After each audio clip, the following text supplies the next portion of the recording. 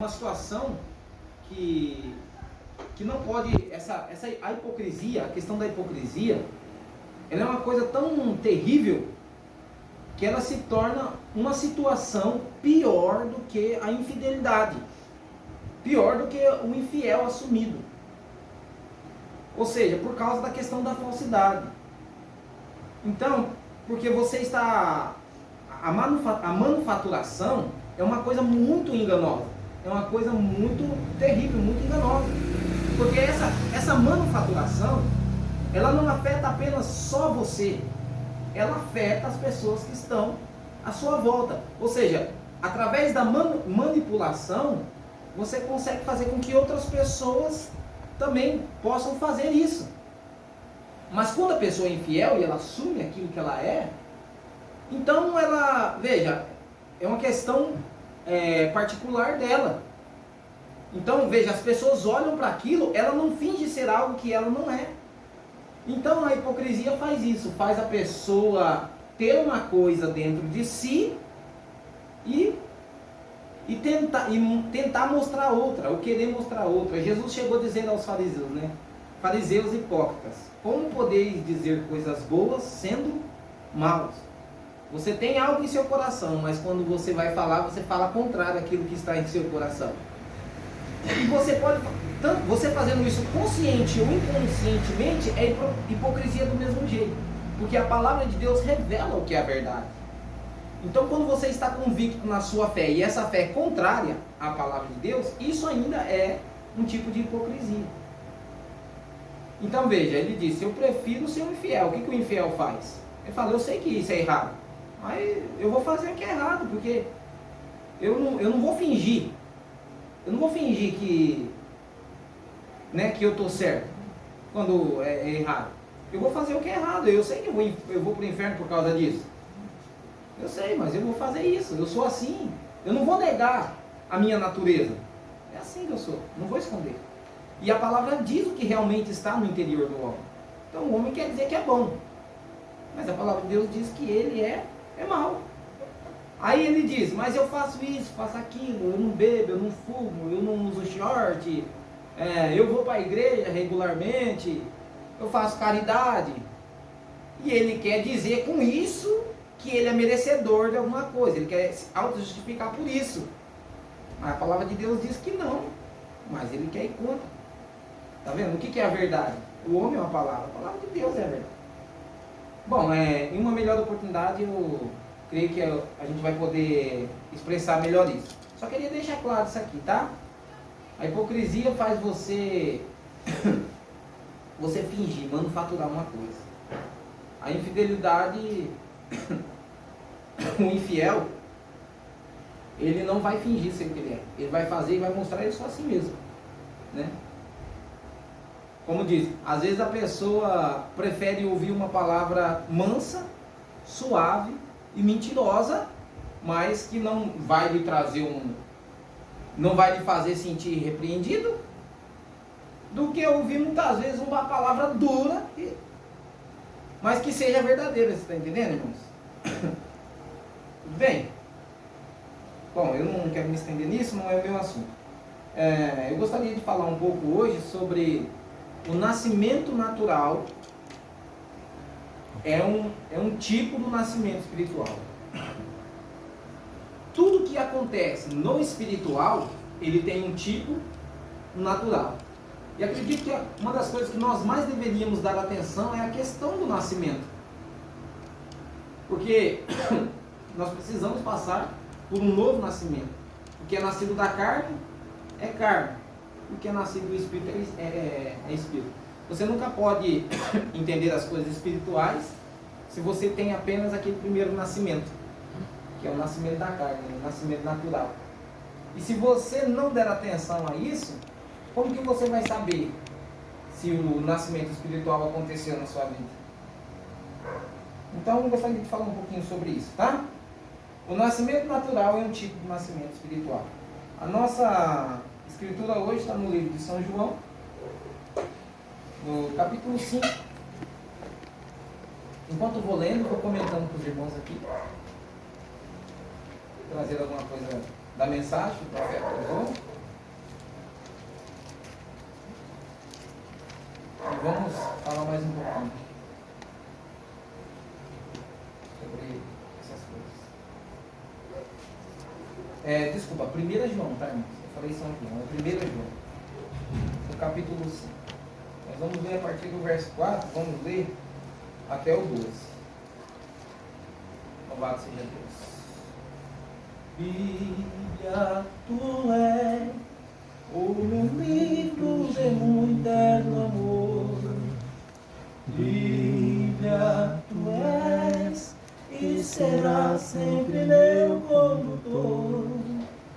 Bíblia, tu és o meu livro de muito eterno amor. Bíblia, tu és e serás sempre meu condutor. Louvado seja Deus. Amém, os irmãos acharam? Livro de João, 1 João.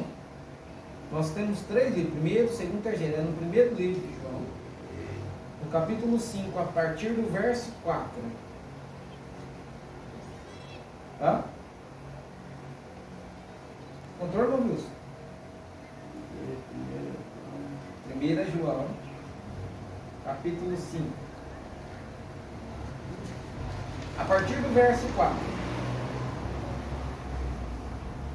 Assim diz a palavra do Senhor.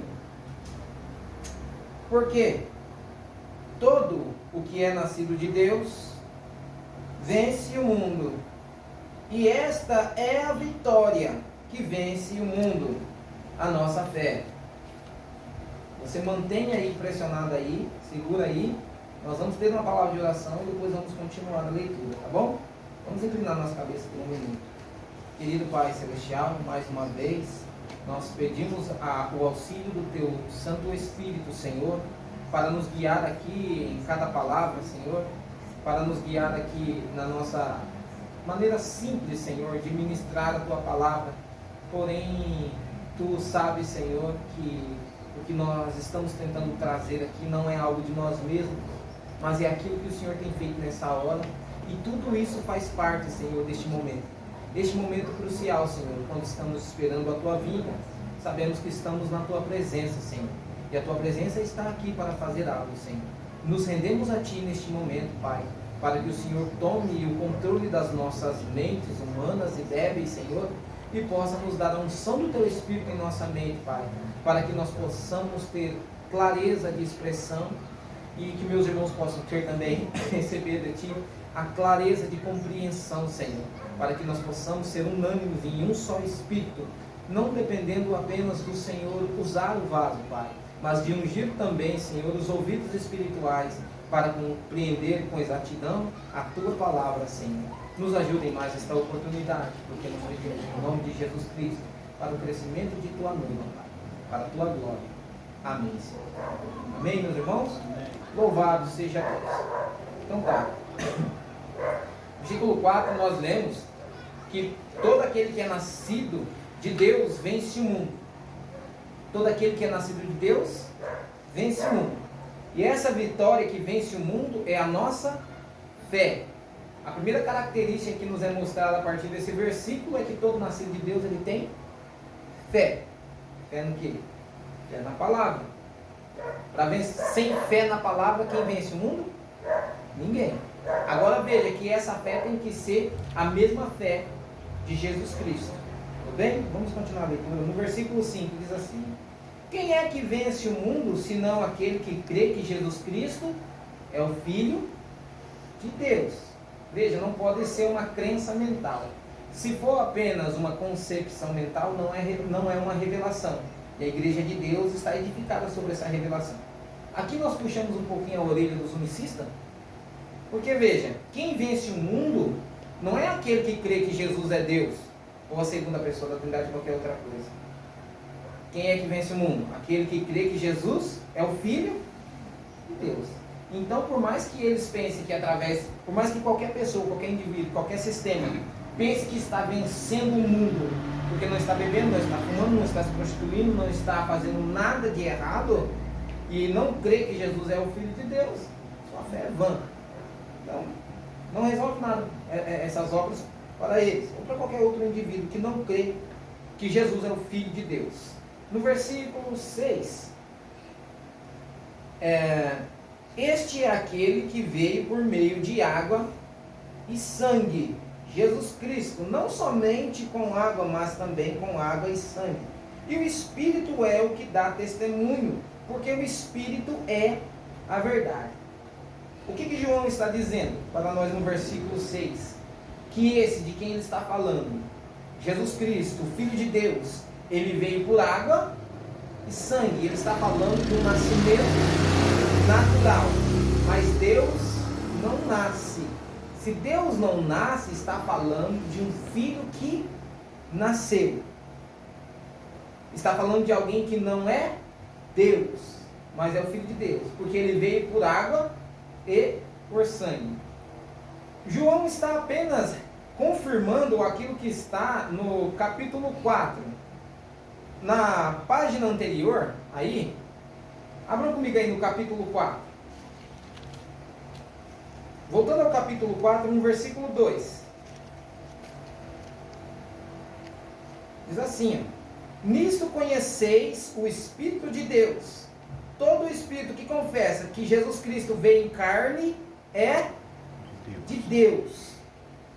Você precisa então, veja, o Espírito que está em você tem que confessar a mesma coisa que Deus confessa. Que Jesus Cristo veio em carne. E como que é que veio em carne? Através de um nascimento. Por água, por sangue. Os irmãos estão compreendendo? Amém.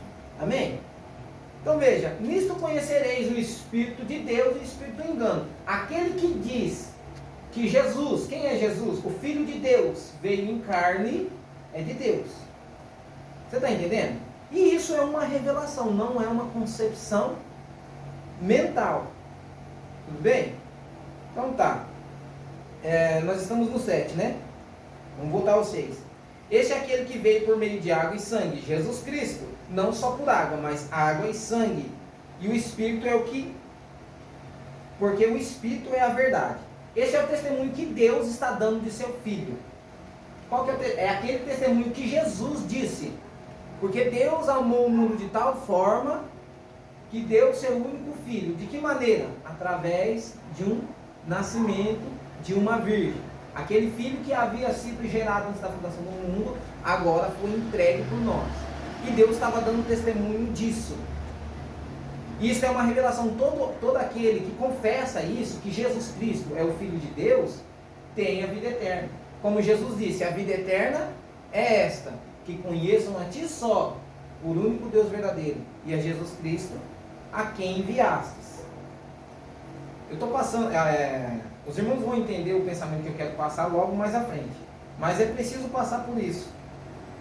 No versículo 7 diz assim: pois há três que dão testemunho no céu, o Pai, a Palavra e o Espírito Santo, e esses três são um. Veja, agora você precisa ter uma mente revelada para entender o que João está dizendo aqui. O irmão Branham usou essa escritura para nos explicar isso, e logo estarei lendo mais à frente. Mas eu gostaria de comentar isso. E três são os que testificam no céu. É o versículo 7, né? Pois há três que dão testemunho no céu: o Pai, a Palavra e o Espírito Santo. E esses três são um. Agora, como são um? Você sabe que Jesus, ele é da mesma essência do Pai, certo? Nesse sentido, eles são um. Tudo bem? Agora, em ser, não são um. Veja. O Pai, quem é o Pai? Não é o Espírito? O Espírito foi o que gerou? Então, ele é o Pai, certo? A Palavra, quem é a Palavra? Jesus Cristo é a Palavra de Deus, tudo bem? A Palavra que saiu de Deus. O que saiu de Deus? A Palavra. Quem saiu da Palavra? Quem saiu de Deus? O Filho unigênito, tudo bem? Ele é chamado a Palavra de Deus.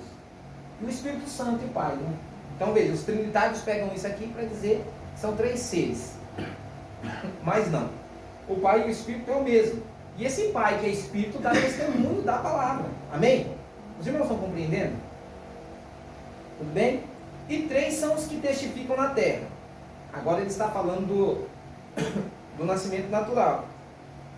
O espírito, a água e o sangue. Talvez não esteja em ordem, tá?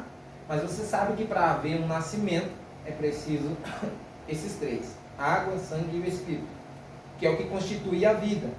E os três são unânimes para um só propósito. Veja, se admitirmos o testemunho dos homens, o testemunho de Deus é maior. Ora, este é o testemunho de Deus que ele deu acerca de seu filho. Deus está dizendo que o seu filho veio através deste nascimento. Água, sangue e o Espírito que constituiu a vida. Aquele que crê no Filho de Deus tem em si mesmo o testemunho. Aquele que não crê em Deus, não dá crédito a Deus, o faz mentiroso, porque não crê no testemunho que Deus dá acerca de seu Filho. Se Jesus é o Filho de Deus, que nasceu através desse nascimento, mesmo que não tenha havido intervenção humana, mas ainda assim o processo foi o mesmo pelo qual nós nascemos. E Deus dá esse testemunho, e você não crê nisso, você está dizendo que Deus é mentiroso. E o testemunho é este, que Deus nos deu a vida eterna, e esta vida está no Filho. Aquele que tem o Filho, tem a vida. Aquele que não tem o Filho de Deus, não tem a vida. Amém? Se você não crê que o Filho de Deus veio em carne, Jesus Cristo veio em carne, você não tem a vida, não tem o Pai. Aquele que crê tem o Pai. Gostaria de ler aqui um testemunho de Membrana. Na mensagem Demonologia, o Membrana diz assim: você está consciente, perfeitamente consciente, que tudo no natural tipifica o espiritual. Por exemplo, isso quando nascemos de novo. Há 3 elementos que se requer para induzir o nosso nascimento. Primeiro ele está falando do nosso nascimento natural. É preciso 3 elementos. E esses são os 3 elementos que saiu do corpo e da vida de Cristo. Aqui o irmão Brana, ele está se referindo a uma escritura que está em João, no capítulo 13, no verso 4, em João 13, do 4 a 17, quando aquele soldado romano perfurou o corpo de Jesus, e ali saiu a água, o sangue e o Espírito.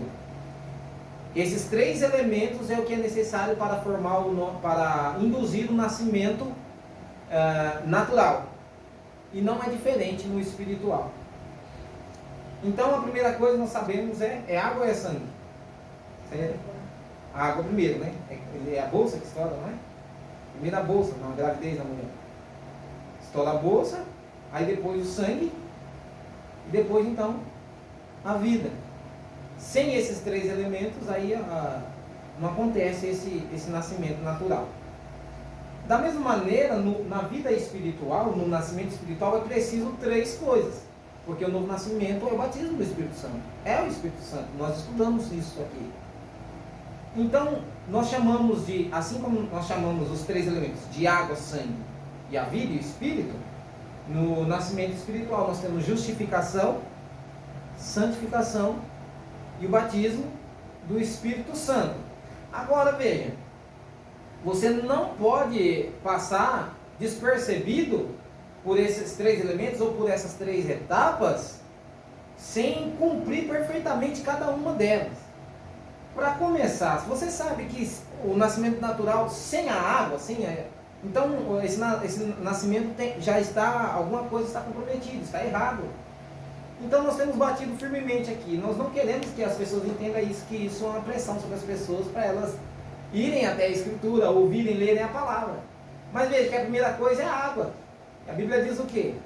Regenerados ou lavados pela lavagem através da palavra. Primeira coisa é você precisa ir até a palavra de Deus, você precisa ser lavado pela palavra de Deus. Se você não é lavado pela palavra, como que você vai... Como que o nascimento será por você? Né? Ou seja, é bom ter os irmãos, né, que estudam, que dedicam um tempo, que se esforçam para fazer isso. Sim, mas a capacidade, a nossa capacidade é a mesma, irmãos. Não é verdade? Todos aqui acredito que têm a sua mente sã, sua mente pode raciocinar, pode, né? Então nós precisamos fazer isso, nós precisamos muitas vezes sair da zona de conforto. Às vezes nós estamos muito confortáveis porque nós temos aí um ministério, temos culto todo domingo, tem o pastor de hoje, tem os irmãos que vão trazer o estudo, então eu posso ficar só no WhatsApp, posso ficar só nas redes sociais, posso só ficar em música, né? E eu posso até usar o argumento de quando alguém trazer esse tipo de coisa, trazer isso diante de mim, eu posso usar isso, dizer que é um legalismo. Não é? Quantas vezes não foi taxado de legalista, né? Muitos irmãos foram. Agora veja, para mim dizer isso, eu preciso, então, concordar que a palavra de Deus está sendo legalista. Quando Deus é um legalista porque Ele está dizendo que a lavagem é pela palavra. E a primeira coisa é a água. Os irmãos estão entendendo o que eu estou tentando passar para os irmãos? Então é isso. Tá? Vamos continuar aqui. Então esses foram os 3 elementos que saíram do corpo da vida de Cristo quando Ele morreu. A água, o sangue, vocês sabem, né, que o sangue fala do quê? O sangue fala da justificação, o sangue derramado. Mas você nunca vai chegar à compreensão da justificação sem ser lavado pela palavra. Você precisa estar, como o irmão Micael disse, internalizando, né, eternizando aquilo em você, a questão da justificação. Mas onde você vai achar isso? Não é na palavra de Deus? É isso, então eu preciso ter essa dedicação, esse desejo em nós. Não manufaturado, mas que Deus possa promover esse desejo em nós. Então tá, a água, o sangue e o Espírito que saíram do corpo de Jesus. Está certo? A congregação diz certo. Amém. 3 elementos. São esses elementos pelos quais passamos quando nascemos de novo também. Então, o cristão, ele tem 2 nascimentos. Tá bem? Ele tem o nascimento da carne, que é nascido da carne é carne. E por permanecer mais nessa dimensão carnal, é que há dificuldade de entender as coisas de Deus. Porque a maior parte da sua vida, ela é, como que diz? Ela é vivida no lado natural das coisas. Não é porque nós não somos profetas e não temos dom de visão, que nós somos obrigados muitas vezes a viver apenas na vida natural, né? Mas devemos mergulhar nas coisas espirituais. Desculpa. 3 elementos são esses elementos pelos quais passamos também no novo nascimento: justificação, santificação e batismo do Espírito Santo. Agora, isso pode ser tudo em um ato, mas você pode estar em um estado de justificação sem ser santificado. Você pode crer no Senhor Jesus Cristo e ainda viver uma vida imunda. Você pode absolutamente viver uma vida que aparenta ser justificada e limpa, e ainda assim sem o Espírito Santo. Veja, a Bíblia disse isso. Agora o irmão Brana usa aquela escritura que nós lemos aqui. Veja, disse, a escritura diz, no parágrafo 58, disse: 3 são os que testificam no céu: o Pai, o Filho e o Espírito Santo. O Pai, a palavra, o que é? Diz o Filho. Está vendo? O que é a palavra? É o Filho. E o Espírito Santo. E estes 3 são um. Agora, essa aqui é a questão que quebra a cabeça dos unicistas e dos trinitários. Quando a Escritura diz os 3 são um. A Bíblia não diz que eles são o mesmo, mas eles são um em propósito. Jesus e Deus e o Pai, eles são um em propósito.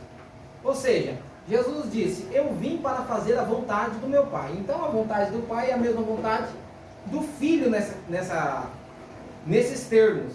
Está vendo? Eu não vim pregar a minha palavra, mas vim pregar a palavra daquele que me enviou. Então veja, o propósito de Cristo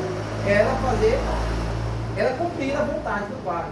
Quando os discípulos uma vez chegaram com comida, ele falou, será que alguém trouxe comida para ele? Ele disse, minha comida é essa, fazer a vontade daquele que me enviou. E olha só, eu estou farto, estou me alimentando bem. Então, nesse sentido, sim. Agora, por que eles não podem ser um em ser? Porque o Pai nunca teve princípio, Deus nunca nasceu, Deus é eterno, mas o Filho nasceu. Então, nesses termos, eles não podem ser um. Amém? Os irmãos estão entendendo isso? Amém. Tudo bem. Então, veja. Água, sangue e Espírito concordam em um, ele diz. Agora, veja, não se pode ter o Pai sem ter o Filho. Não se pode ter o Filho sem ter o Espírito Santo. Ele está separando o Pai do Espírito Santo? Não. Jesus disse, ninguém pode vir a mim a menos que o Pai traga primeiro. É isso que ele está dizendo, ele está recorrendo à Escritura. Veja, ninguém pode ter o Filho sem ter o Pai. E ninguém pode ter o Pai sem ter o Filho. É simples assim. Porque nessa questão eles são inseparáveis. Os irmãos compreenderam isso? Então veja, não é possível você ter o Pai sem ter o Filho de Deus. Tudo bem? Mas quem leva você até o Filho? É o Pai. Tudo bem? Então é isso. E agora você precisa daquele mesmo testemunho que o Pai deu de seu Filho. Qual é o testemunho que o Pai deu de seu Filho? Que ele veio, e esse veio por água e por sangue, que o Filho de Deus veio através de um nascimento. Se você compreender isso aqui, você vai poder ler a Escritura com uma mente mudada, com uma mente aberta para essas coisas, sem ser cético para certas coisas, sem ser sistemático com as coisas, mas com uma mente revelada. Então, todo o resto da palavra de Deus, ela depende dessa doutrina primordial, que é a questão da divindade, que é a questão da você saber separar os títulos e ofícios de Deus, e saber separar o ser de Deus, saber separar o Pai do Filho. Amém? Os irmãos estão entendendo isso? Amém. Louvado seja Deus. Eu espero ter sido claro. Então, meus irmãos, assim como o nascimento natural, nós precisamos passar por esse nascimento espiritual, e para isso nós devemos passar pela lavagem, pela água, né?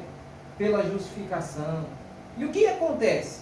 Pela graça e pela misericórdia de Deus, nós estamos sendo ensinados nesses dias acerca disso.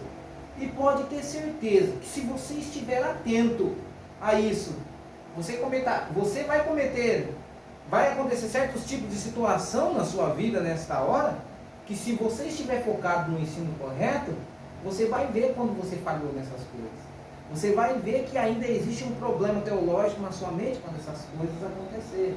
E você precisa estar atento para isso. Porque o que acontece? As situações vão passando na sua vida, e essas situações que estão acontecendo na sua vida aí, são pontos chaves para o seu crescimento.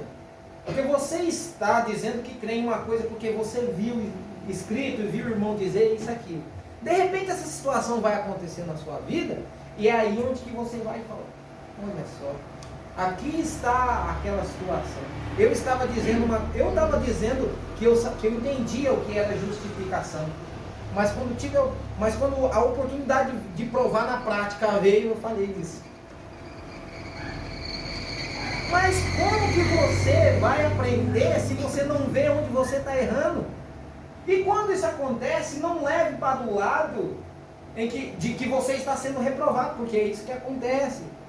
Você precisa entender, você precisa aceitar que isso vem da parte de Deus para você, compreender que para você poder assumir para você mesmo que você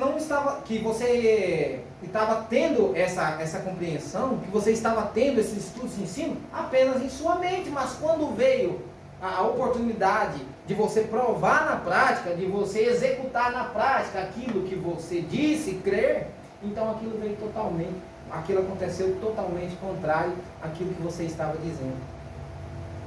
E querendo ou não, não quero ser rude, é um tipo de hipocrisia inconsciente. Inconscientemente você acaba tomando atitudes hipócritas. Porque você está dizendo uma coisa, e quando a oportunidade da prática vem, você faz contrário àquilo que a sua boca estava dizendo. Os irmãos estão entendendo? Então é isso. Então você diz, eu creio. E quando vem a oportunidade de provar na prática aquilo, você faz o contrário. Porque aquilo é apenas um entendimento mental. Agora, o que acontece? De tanto você ouvir a palavra de Deus, e você vai começar a compreender, como disse o nosso querido irmão Veio, você vai começar a compreender o que realmente é, quando você estiver acostumado já a ouvir o quê? Às vezes as pessoas pensam que por tanto aprender, que por tanto ouvir coisas diferentes, quer dizer, não é por tanto ouvir, mas elas pensam que é por ouvir muitas coisas, muitos ensinos. Então você tem um ensino hoje. Se amanhã você ouvir aquilo, você mentalmente vai dizer, mas isso aí eu já sabia. Mas quando vem a prática, é provado que você não compreendeu aquilo, não saiu da sua mente. Então nós temos falado, é lógico que primeiro é preciso um entendimento mental, com certeza, ele passa por aí pelo seu raciocínio. Mas isso não pode ficar aí, isso tem que produzir. E como que vai produzir? Através das oportunidades, das situações que vão acontecer no decorrer da sua vida. Você precisa aprender com cada uma delas. Amém? Amém. Louvado seja Deus.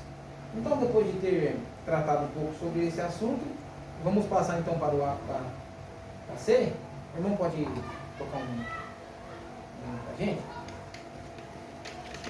Louvado seja Deus. Enquanto o irmão vai se preparando aqui para tocar, os irmãos podem abrir as suas Bíblias aí, no livro de 1 Coríntios, capítulo 11. Louvado seja Deus. Aleluia. Falando disso, então, meus irmãos, vamos guardar isso conosco.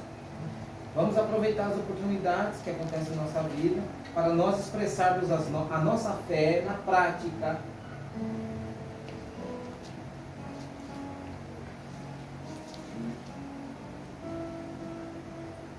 Louvado seja Deus.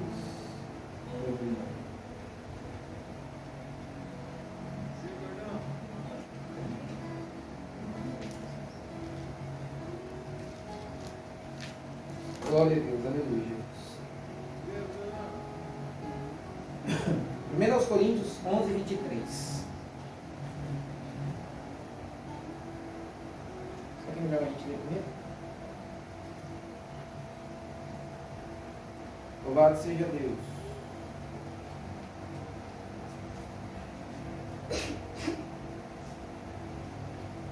Primeiro aos Coríntios, capítulo 11, verso 23.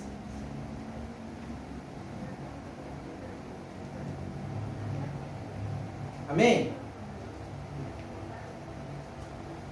Olha que nós chegamos. Aleluia.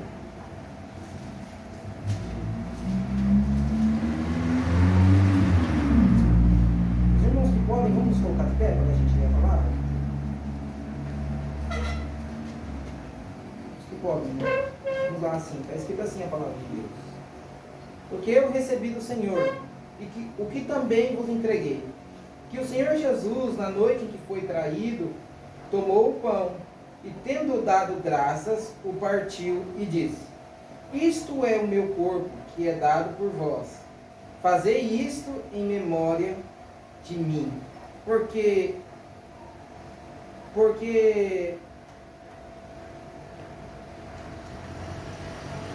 tendo dado graças, porque semelhantemente depois, no versículo 24, e tendo dado graças, partiu e disse: isto é meu corpo, que é dado por vós, fazei isto em memória de mim. E semelhantemente, depois de haver ceado, tomou também o cálice, dizendo: este é o cálice da nova aliança no meu sangue. Fazei isto todas as vezes que beberdes em memória de mim. Porque todas as vezes que comerdes este pão e beberdes este cálice, anunciais a morte do Senhor até que venha. Só um pause aqui, meus irmãos. Veja que esse é um dos maiores motivos pelo qual a gente toma a comunhão. Isso é uma ordenança do Senhor. Veja, toda vez que você come desse pão e bebe desse cálice, você está dizendo que o Senhor Jesus Cristo morreu no seu lugar. Você está vendo? E Deus ordenou que nós fizéssemos isso. Se eu digo apenas com meus lábios, eu creio que Jesus é o Filho de Deus e Ele morreu em meu lugar. A Bíblia diz também, irmãos, não amais só de palavras, mas em obra e em verdade. Tudo bem? Então, os irmãos precisam dar atenção a isso. Veja, porque todas as vezes que comerdes esse pão e beber esse cálice, anunciais a morte do Senhor no seu lugar até que Ele venha. Examine-se, pois, o homem a si mesmo, e assim coma do pão e beba do cálice. Pois quem come e bebe sem discernir o corpo do Senhor, traz juízo para si mesmo. Eis a razão porque há entre vós muitos fracos e doentes, e muitos que dormem. Porque se nós julgássemos a nós mesmos, não seríamos julgados. Mas quando somos julgados, somos repreendidos pelo Senhor, para não sermos condenados com o mundo. Assim, pois, irmãos, quando vos reunir para comer, esperais uns pelos outros. Se alguém tem fome, coma em casa, para que não vos ajunteis para a condenação. Quantas demais coisas ordená-las-ei quando for ter convosco. Livro de São João, capítulo 13, a partir do verso 4.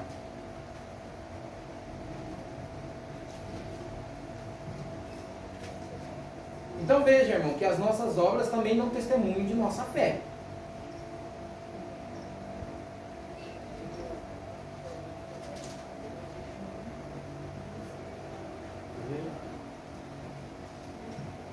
João, capítulo 13, verso 4. Aleluia, louvado seja Deus. Deus tem misericórdia de cada um de nós nesta noite.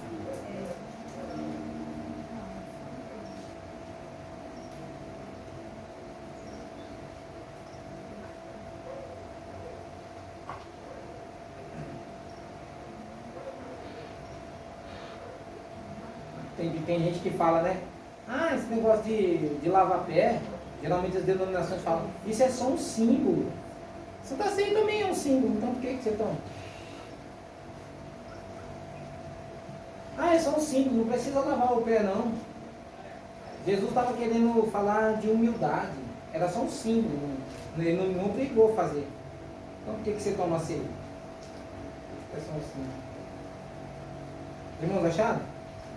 Amém, assim disse. Levantou-se da ceia, tirou as suas vestes e tomando uma toalha, cingiu-se com ela. Veja que isso aqui é continuação da ceia. Ele tomou uma toalha, tirou suas vestes, se vestiu uma toalha. Depois colocou água em uma bacia e se pôs a lavar os pés dos discípulos e enxugar com a toalha que estava cingido, que estava vestido. E se aproximou de Simão Pedro. E Simão Pedro lhe disse, Senhor, tu lavarás o meu pé? Respondeu Jesus, o que eu faço agora você não entende, mas você vai entender depois. Disse-lhe Pedro, não me lavarás os pés. Você não entendeu e não quer aceitar. Isso que é duro. Tem pessoa que não entende a coisa e não aceita. Então Pedro diz, não vai me lavar o pé. Se eu não te lavar, não tem parte comigo. Então Pedro respondeu, Senhor, não só os pés, mas a mão e a cabeça. Declarou-lhe Jesus, quem já está lavado, não necessita de lavar senão os pés. No mais, vós estáis lavados pela palavra que vos tem pregado. Você está entendendo o que a palavra de Deus faz? Você tem que ser lavado pela palavra. Então veja, vós tem sido lavados. Não necessitais de lavar senão os pés. E ele disse, vós estáis limpos, mas nem todos. É o versículo 10. No 11, pois ele bem sabia quem o havia de trair. Por isso disse: nem todos vós estáis limpos.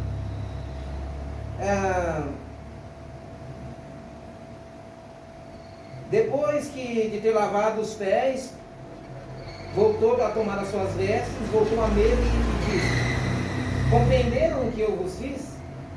Vós me chamais mestre e senhor, dizeis bem, porque eu sou. Ora, se eu, sendo senhor e mestre, vos lavei os pés, vós também deveis lavar os pés uns aos outros, porque eu vos dei o exemplo, para como eu vos fiz, façais vós também. Em verdade vos digo que o servo não é maior do que o seu senhor. Aqui Jesus está se referindo à escritura de Isaías. Eis que o meu servo, colocarei meu espírito, ele está dizendo que ele é o servo. Em outra ocasião ele disse: o pai é maior do que eu.